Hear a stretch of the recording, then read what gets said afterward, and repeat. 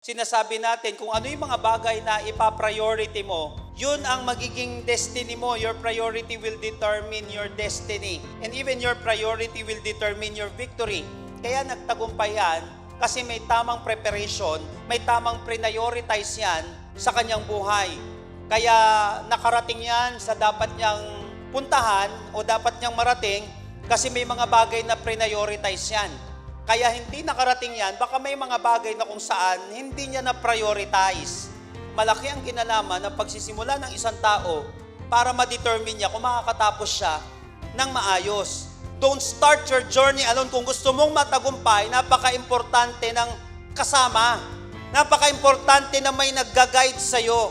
Jesus was led by the Spirit. Mahirap mga kapatid nang walang nagga-guide sa atin. So napaka-importante, may spiritual guidance tayo. Kasi kailangan mo ng kasama, mahirap ang laban mag-isa.